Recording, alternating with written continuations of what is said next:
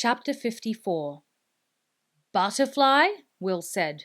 Why butterfly? I believe it's a term of great respect, Selathan said gravely. He was very obviously not laughing. Too obviously, Will thought. It's all right for you, he said. They called you Hawk. Hawk is an excellent name. It's warlike and noble. But Butterfly. Selathan nodded. I agree that Hawk is an eminently suitable name. I assume it had to do with my courage and nobility of heart. Holt coughed, and the Iridi Lord looked at him, eyebrows raised. I think it referred less to your heart and more to another part of your body, Holt said mildly. He tapped his finger meaningfully along the side of his nose.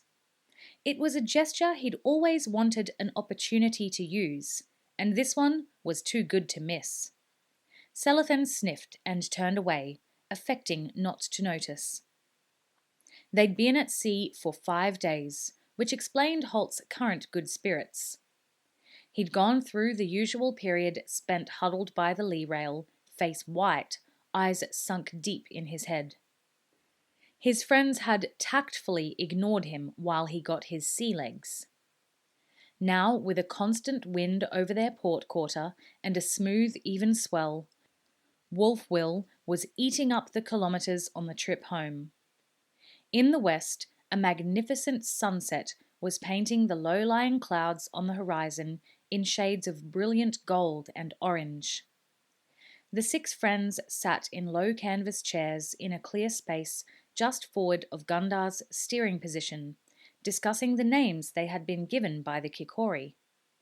Selathan was named Hawk. Alice had been given the title Suru, or Crane. It was a long-legged, graceful bird, and the name was appropriate. Evelyn was Kitsune, the Nihon-Ja word for fox, a tribute to her speed and agility. Holt, strangely enough, had been known only as Holto-san. Perhaps this was because, of all of them, his name was the easiest for the Nihon-Ja to enunciate. But Will had been taken aback in his confrontation with Arasaka to discover that his name, Chocho, meant butterfly. It seemed a highly unwarlike name to him, not at all glamorous, and he was puzzled to know why they had selected it. His friends, of course, delighted in helping him guess the reason.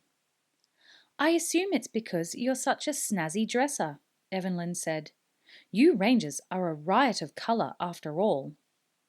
Will glared at her, and was mortified to hear Alice snigger at the princess's sally. He thought Alice, at least, might stick up for him. I think it might be more to do with the way he raced around the training ground, darting here and there to correct the way a man might be holding his shield, then dashing off to show someone how to put their body weight into their javelin cast, said Horace, a little more sympathetically. Then he ruined the effect by adding thoughtlessly, I must say, your cloak did flutter around like a butterfly's wings. It was neither of those things, Holt said finally, and they all turned to look at him. I asked Shigeru, he explained. He said that they all had noticed how Will's mind and imagination darts from one idea to another at such high speed, backwards, forwards, sideways, in a totally unpredictable pattern, something I've noticed myself. Actually, it's a pretty fair name for you when you think about it. Will looked mollified. I suppose it's not too bad if you put it that way. It's just it does seem a bit girly. He sensed the stiffening of attitude from Evelyn and Alice and hastened to qualify his words. Which I, for one, don't mind a bit. It's a compliment, really, a term of great respect, in fact. I like my name, Horace said a little smugly. Black Bear. It describes my prodigious strength and my mighty prowess in battle. Alice might have let him get away with it if it hadn't been for his tactless remark about Will's cloak flapping like a butterfly's wings. Not quite, she said. I asked Mikaru where the name came from. He said it described your prodigious appetite and your mighty prowess at the dinner table. It seems that when you were escaping through the mountains, Shigeru and his followers were worried you'd eat all the supplies by yourself. There was a general round of laughter. After a few seconds, Horace joined in. Holt, watching him closely, thought to himself how well this young man had turned out. Courageous, loyal, and with unsurpassed skill with weapons, he was a credit to Baron Arald's ward and the Castle Redmont Battle School. Holt didn't factor in that his own influence and example might have played some role in forming such a strong and likeable character. "Well," said Evelyn, "we're going to have to find another title for him soon." They all looked at her, puzzled by her words. Will, glancing at Horace, noticed that his best friend had gone beet red with embarrassment. Evelyn, sitting close beside Horace, jogged him gently with her elbow. "Tell them," she said, grinning broadly. Horace cleared his throat, humphed and harumphed several times, and finally managed to speak. "Well, it's just that, you see, we're sort of—" He hesitated, cleared his throat 2 or 3 more times, and Evelyn jogged him again, a little less gently. "Tell them," she repeated, and the words came in a rush, like water from a collapsing dam. "Last night I proposed to Evelyn and she said yes." He managed to slow down and said at a more comprehensible speed, "So when we get home, we're going to be married, and I hope—" He said more, but nobody heard him in the general whoop of delight and congratulations that erupted from his friends. The Scandians looked up, startled at the sudden commotion. Holt turned to Gundar as Will surged across the deck to embrace first Horace, then Evelyn, his face alight with joy for the two of them, his heart swelling with happiness. "Gundar!" Holt cried. "Break out some of your special provisions and some wine and ale. We're having a party tonight." "I'm for that," Gundar said, grinning broadly. He'd heard Horace's announcement, and he was delighted for the 2 young people. Word of the engagement flashed along the rowing benches where the crew were relaxing. There was a roar of delight from the forward bench. Then the bear-like figure of Nils' rope-hander came lumbering down the deck, bellowing congratulations. "What's that? The General? Engaged? Well, General, here's my hand in congratulations." The expression, "here's my hand," turned out to be a loose one. Nils scooped Horace up in a massive bear hug of delight. The hug, unlike the expression, was not a loose one. When he released Horace, the young groom-to-be crumpled, moaning breathlessly, to the deck. Nils then turned to Evelyn. She stood up warily and began to back away. But the sea-wolf quickly seized her hand, bowed, and raised it to his lips, delivering a wet, smacking kiss. "I expect to be a page boy at the wedding," he bellowed. Evelyn grinned, surreptitiously wiping her wet hand on her jacket. "I think I'd like to see that," she said. She looked at Alice, saw the pleasure in the tall girl's eyes. "Speaking of official duties, I hope you'll be my bridesmaid." "I'd be delighted," Alice said. "And I assume that means I'll finally get to finish a wedding dance with Will."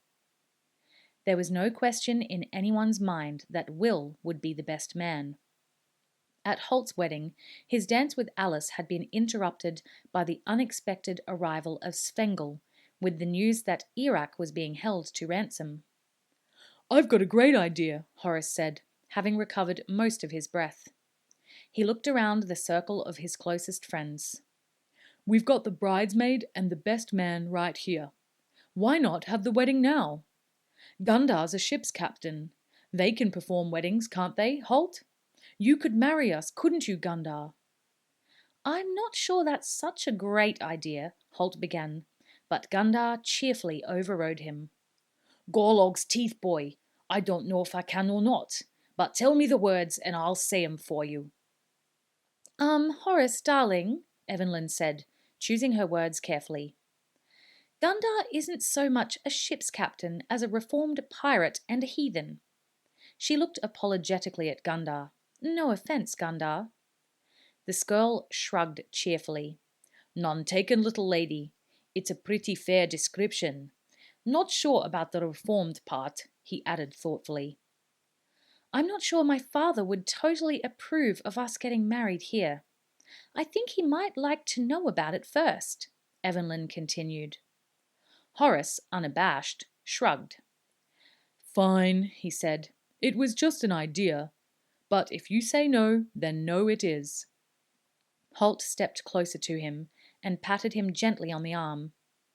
Get used to that, he said. Epilogue. They celebrated long into the night. When the others had all retired, Will and Alice stood together, his arm around her waist, hers around his shoulders, in the bow of the ship. It was a beautiful night, and the moon hung low to the horizon, casting a silver path down the dark water towards them. Astern, they could hear the occasional low murmur of conversation from the crew on watch. I'm glad you and Evelyn are finally friends, Will said. Alice laid her head on his shoulder. Me too. She's really quite a girl.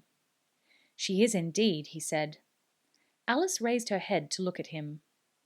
You didn't have to agree quite so readily, she told him. Then she smiled and put her head on his shoulder. So, they're getting married. Horace and Evelyn. How about that? Will shook his head in wonder. Indeed, she said, not sure where this conversation was going. You know, he paused, seeming to gather his resolve, then continued. Maybe you and I should think about doing something like that. Her head came off his shoulder. Her arm slipped from around him, and she stepped away from him. Maybe you and I should think about doing something like that, she repeated, her voice rising with each word. Is that your idea of a proposal? Well, Will began, but he had no idea where to go, what to say. In any event, Alice gave him no chance to continue. Because, if it is, you're going to have to do a whole lot better. She turned away and strode off down the deck, taking long, angry paces. Will made an ineffectual gesture after her, then stopped. He sensed he'd got that wrong, really wrong. He could see her slim back, stiff and upright, radiating total outrage. What he couldn't see, and what she had no intention of letting him see, was the huge, delighted smile that was lighting up her face.